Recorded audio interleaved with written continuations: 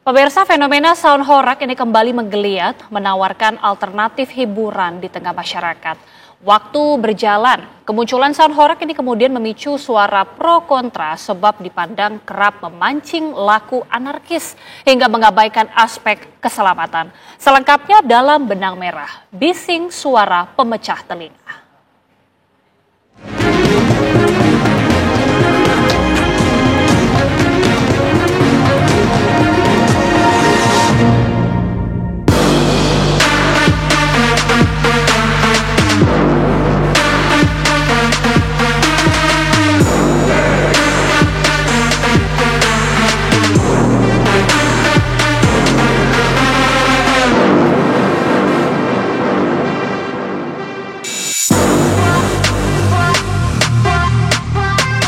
Pesona sound horak bersemi lagi, menawarkan diri sebagai hiburan alternatif di tengah riuh pertunjukan megah berbayar, berebut pasar.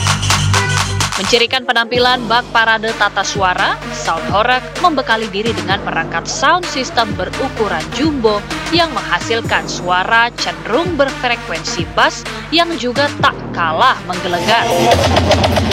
Sound horak lazim tampil dengan dukungan sound system mulai dari ratusan ribu hingga beberapa megawatt. Bahkan jika dihitung-hitung, sebuah paket sound horak sanggup mencapai intensitas kebisingan hingga 130 desibel atau lebih kurang setara dengan tingkat kebisingan pesawat jet.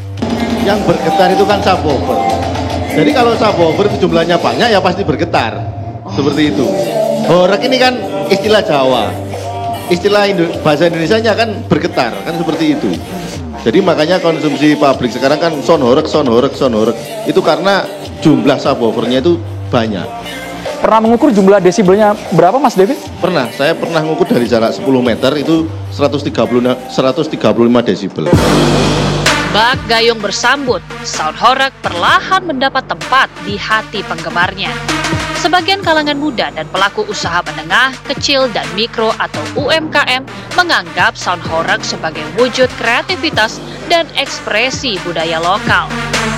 Tidak kalah penting dari itu, roda perekonomian lokal juga ikut bergerak. Sound system itu, Mas, ya, itu dapat menciptakan perekonomian ketika sound horak itu gerak. Itu satu sound system. Apalagi kalau battle sound. Battle sound itu perkumpulan sound-sound, konser di lapangan, wah itu ekonominya luar biasa. Sound horak diketahui bukanlah fenomena baru. Bagi sebagian masyarakat Jawa Timur khususnya, iringan sound system di atas kendaraan terbuka kerap dijumpai apalagi setiap momen Agustus memperingati Hari Kemerdekaan. Namun, kini sound horak tampil kian masif, komplit dengan tata lampu dan aksesoris pendukung lainnya hingga kontes adu kekuatan suara.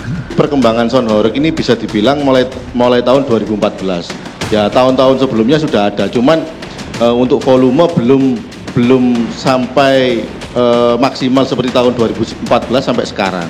Jadi berkembangnya sound horak ini memang ya signifikan sekali dalam era yang sekarang digitalisasi, era sekarang yang mungkin bagi orang dari bagi masyarakat itu memang sekarang lagi diminati gitu loh. Memang formatnya dari dulu seperti ini. Dulu volumenya mungkin kecil, sekarang tambah lebar. Tapi kalau saya bilang sound horak ini sudah maksimal sekarang. Karena kan kondisi jalan di Indonesia kan tidak bertambah lebar tapi bertambah sempit. Jadi untuk volume daripada sound horak ini sudah maksimal sekarang. Seiring waktu, kehadiran sound horak sebagai suguhan hiburan yang relatif murah, meriah, dan bisa dinikmati banyak kalangan merambah ke berbagai hajatan, seperti pesta pernikahan. Tak ayal, dukungan positif masyarakat memperkuat eksistensi komunitas pecinta sound horak. Sekarang masyarakat menengah ke bawah lah bisa dikatakan seperti itu, karena ini menjadi hiburan yang murah bagi masyarakat. Ininya seperti itu. Perlu dipahami di garis besar, kami ini hanya penyedia jasa di sound systemnya. Untuk paket dari mungkin dancer atau penari ini dari masyarakat itu sendiri. Kami hanya pure menyediakan sound system. Lighting, sound system itu dari kami. Untuk yang penari di belakang itu dari masyarakat. Layaknya dua sisi mata uang, keberadaan sound horak sebagai wujud ekspresi individual juga menampilkan sisi kontroversi. tidak semua masyarakat menerima kehadiran sound horeg dengan tangan terbuka. Suara menggelegar yang memekakkan telinga, mobilitasnya yang kerap mengusik ketertiban, hingga mengabaikan urusan keselamatan memicu penilaian negatif terhadap sound horeg. Kalau memang orang Jawa Timur menganggap ini sebuah hiburan, saya rasa harus mengkondisikan volumenya dan lokasinya, jangan di tengah-tengah kampung masyarakat sampai harus rumah orang harus dirubuhkan dan sebagainya itu untuk lewatnya truk itu. Nah, 120 itu udah parah banget. Apalagi kalau sampai 135 itu dahsyat itu Bang. Sampai genteng rontok itu tuh nggak main-main loh. Itu keras banget loh. Saya pernah satu kali papasan mas sound horeg waktu lagi safari dakwah. Itu kalau kita lewat sebentar emang happy kayaknya orang joget-joget kan. Wah, keren kali nih.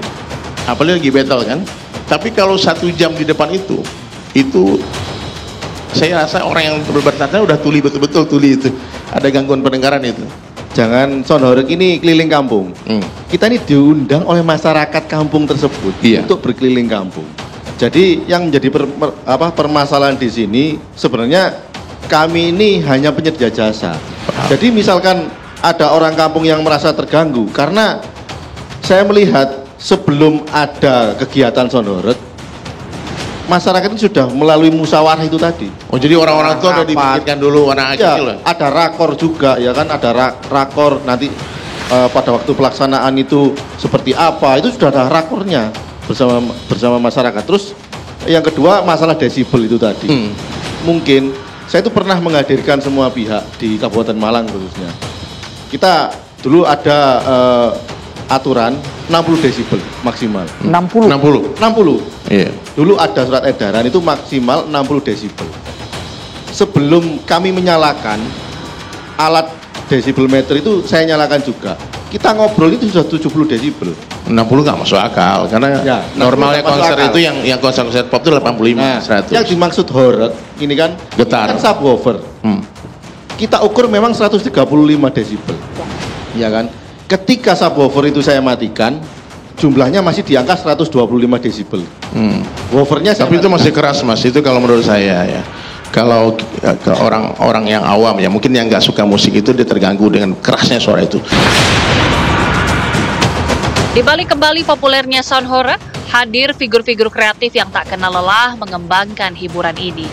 Satu yang cukup dikenal yakni Abdul Aziz alias Mehmet Potensio, teknisi sound horeg yang mendapat julukan Thomas Alva Edison Sound Horeg.